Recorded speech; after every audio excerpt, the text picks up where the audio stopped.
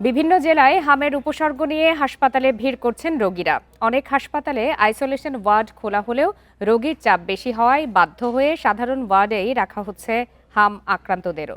রাজশাহী মেডিকেলে ২৪ ঘন্টায় হামের উপসর্গ নিয়ে আরেক শিশুর মৃত্যু হয়েছে। এ নিয়ে এই মাসে ৪ জন মারা গেল।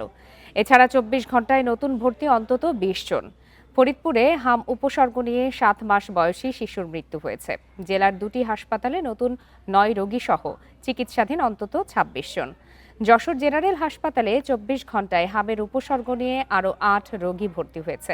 শুরুতে হাসপাতালের ডায়রিয়া ওয়ার্ডকে আইসোলেশন ওয়ার্ড বাড়ানো হলেও রোগীর সংখ্যা বাড়তে থাকায় স্থান সংকট দেখা দিয়েছে।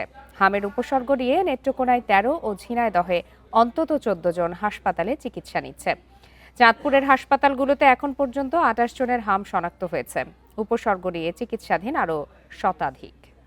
এখানে তো আর আলাদা আলাদা কোনো সিস্টেম নেই, তো বাচ্চা সমস্যা নিয়ে রাখতে হচ্ছে, এটা বাধ্যতামূলক। বাচ্চা নিউমোনিয়া ছিল কিছুদিন আগে, এই নিউমোনিয়া বাচ্চা এখান থেকে আমাদের বাচ্চার সিমটম দেখা দিয়েছে, মানে ছোঁয়াচে ভাবে হয়েছে।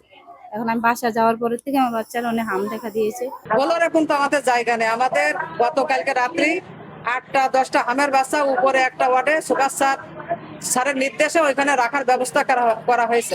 ৫ থেকে ৮ জনের জায়গা দেওয়ার মতো অবস্থা, কিন্তু সমস্ত মিলিয়ে রুগী থাকে ২০-২৫ জন, আরও বেশি থাকতে পারে অনেক সময়। এর জন্য আইসোলেশনের যে উদ্দেশ্যটা ছিল, রুগী অন্যদের সাথে যেন মিক্স আপ করতে না পারে, সেটা আসলে ঠিক হচ্ছে না। হাম পরিস্থিতি নিয়ে আরো বিস্তারিত জানাতে এই মুহূর্তে চাঁপাইনবাবগঞ্জ থেকে আমাদের সঙ্গে যোগ দিয়েছেন সহকর্মী ফয়সাল মাহমুদ। ফয়সাল মাহমুদ, সারা দেশেই তো হামের সংক্রমণ বেড়েছে। চাঁপাইনবাবগঞ্জের এই মুহূর্তের পরিস্থিতি কেমন এবং হাসপাতালগুলোর প্রস্তুতি বা কতটা?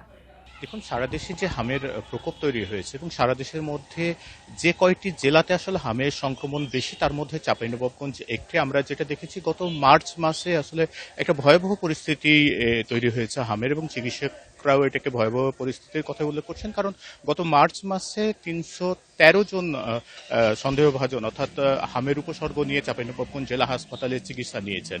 আপনাকে যদি গত ২৪ ঘন্টার কথা বলি, গত ২৪ ঘন্টায় চাঁপাইনবাবগঞ্জ জেলা হাসপাতালের যে তথ্য, সেই তথ্যে বলছে যে নতুন করে আরো ১৭ জন শিশু হামের উপসর্গ নিয়ে চাঁপাইনবাবগঞ্জ জেলা হাসপাতালে ভর্তি হয়েছে। এর মধ্যে একজনকে রাজশাহী পাঠানো হয়েছে উন্নত চিকিৎসার জন্য। এর বাইরে আসলে চাঁপাইনবাবগঞ্জ জেলা হাসপাতালেই আমরা যেটা দেখেছি যে হামের জন্য আলাদা একটি আইসোলেশন কর্নার করা হয়েছে, অর্থাৎ আইসোলেশন ওয়ার্ড করা হয়েছে, যেখানে হামের যে রোগী রয়েছে, অর্থাৎ হামের সন্দেহজনক যে রোগী রয়েছে সেগুলোকে রাখা হচ্ছে। কিন্তু সেই ওয়ার্ডটিতে আসলে সর্বোচ্চ হয়তো ২০ থেকে ২৫ জন থাকার মতো ব্যবস্থা রয়েছে, কিন্তু আমরা প্রতিদিনই দেখছি যে সেখানে অর্ধশতাধিক রোগী থাকছে। বিশেষ করে শিশুরা যেহেতু এখানে অবস্থান করছে, একেবারে গাদাগাদি করে থাকতে হচ্ছে হাম সন্দেহজনক রোগী এবং তার স্বজনদের। আজকের কথা যদি বলি, চাঁপাইনবাবগঞ্জ ২৫০ শয্যা বিশিষ্ট জেলা হাসপাতালে ৫৮ জন হামের সন্দেহভাজন রোগী রয়েছে, যারা হচ্ছে এই হামের উপসর্গ বহন করছে। আমরা চাঁপাইনবাবগঞ্জের যে স্বাস্থ্য বিভাগ রয়েছে, চাঁপাইনবাবগঞ্জ হাসপাতালের তত্ত্বাবধায়ক এবং সিভিল সার্জন, তাদের সঙ্গে কথা বলে যেটি জানিয়েছে যে প্রায় ৩ মাস আগে থেকে আসলে চাঁপাইনবাবগঞ্জে হামের প্রকোপ শুরু হয় এবং এটা বাড়তে বাড়তে এখন সেটি আসলে একটি ভয়াবহ রূপ নিয়েছে, এমনটাই আমাদেরকে বলছেন।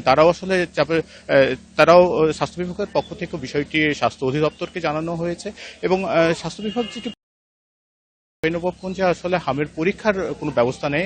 নমুনা সংগ্রহ করে ঢাকায় পাঠাতে হয় এবং ঢাকায় থেকে এটা পরীক্ষা শেষ করে আসলে বোঝা যায় যে আসলে হামের পজিটিভ অথবা নেগেটিভ। এই কারণে আসলে তাদের চিকিৎসা দিতেও কিছুটা হিমশিম খেতে হচ্ছে। চাঁপাইনবাবগঞ্জ থেকে জানাচ্ছিলেন সহকর্মী ফয়সাল মাহমুদ।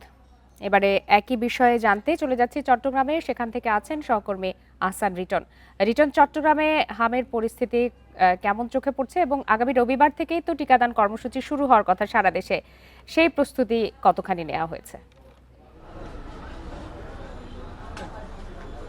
দেখুন, হামের যে প্রস্তুতি সেটি বেশ ভালোভাবে আছে বলে আমাদের চট্টগ্রাম সিভিল সার্জন এবং চট্টগ্রাম সিটি কর্পোরেশনের মেয়র তারা আসলে জানিয়েছেন। বা গত ২ দিন আগে চট্টগ্রাম মেডিকেল কলেজ হাসপাতালের শিশু স্বাস্থ্য বিভাগের ২টি আলাদা কর্নার করা হয়েছে, যেখানে শুধুমাত্র হামের উপসর্গ নিয়ে হাসপাতাল আসবে তাদের জন্য। আমরা দেখেছি সেখানে এই মুহূর্তে অন্তত চট্টগ্রাম মেডিকেল কলেজ হাসপাতালে যে শিশু কর্নার রয়েছে, যে হাম কর্নার রয়েছে, সেখানে ৪০ জন শিশু সেখানে চিকিৎসাধীন রয়েছে। এর মধ্যে ৪ জন শিশু আইসিইউতে আছে এবং আমরা চট্টগ্রাম মেডিকেল কলেজ হাসপাতালে যিনি পরিচালক রয়েছেন তার সাথে কথা বলেছি। তিনি বলেছেন পরিস্থিতি এখনো পর্যন্ত তাদের নিয়ন্ত্রণের মধ্যেই আছে। যদি পরিস্থিতি খারাপের দিকে যায় সেক্ষেত্রে তারা 10টি আইসিইউ শয্যা একেবারে স্ট্যান্ড বাই রেখেছে। যদি কারো আইসিইউ সুবিধা লাগে যে শিশুর, সেক্ষেত্রে তারা সেখানে চিকিৎসা দিতে পারবেন। আমরা একটু বলি যে গতকালকে পর্যন্ত চট্টগ্রামে বিভিন্ন হাসপাতালগুলোতে 76 জন রোগী ছিল যারা হামের উপসর্গ নিয়ে চট্টগ্রাম মেডিকেল কলেজ এবং অন্যান্য হাসপাতালগুলোতে ভর্তি হয়েছিল। আমরা দেখেছি পরবর্তীতে আরও 18 জন ভর্তি হয়। তার সব কিছু মিলে এই মুহূর্তে 111 জন রোগী আছেন যারা হামের উপসর্গ নিয়ে এখানে ভর্তি হয়েছেন এবং এই 111 জনের সবারই নমুনা সেগুলো ঢাকায় যে রোগ নির্ণয় শনাক্তকরণ যে কেন্দ্র রয়েছে সেখানে পাঠানো হয়েছে। সেখান থেকে আসার পরে আসলে বোঝা যাবে এই 111 জনের মধ্যে কয়জন আসলে মূলত হামে আক্রান্ত। আমরা ইতিমধ্যে যেটি জেনেছি সেটি হচ্ছে চট্টগ্রাম মেডিকেল কলেজ হাসপাতালে একজন হাম এবং একজন রুবেলা ভাইরাসে আক্রান্ত, দুজনকে এই শনাক্ত করা গেছে। বাকি যারা আছে সবাই আসলে উপসর্গ নিয়ে আছেন, তাদের শরীরে লাল দাগ দেখা গেছে, জ্বর আছে, নিউমোনিয়া আছে। তো সব কিছু মিলিয়ে যে রোগীদের যে চাপ সেটি আসলে আছে এবং সেই চাপ সামাল দেওয়ার জন্য চট্টগ্রাম মেডিকেল কলেজ হাসপাতাল এবং সিভিল সার্জনের পক্ষ থেকে যত রকমের ব্যবস্থা নেওয়ার কথা তারা বলছেন যে সবকিছু তাদের নেওয়া আছে এবং আগামী রোববারে যে সারা দেশে হামের টিকা দেওয়া শুরু হবে সেই বিষয়টিকে মাথায় রেখে বেশ জোরে সোরে তারা কাজ করছেন।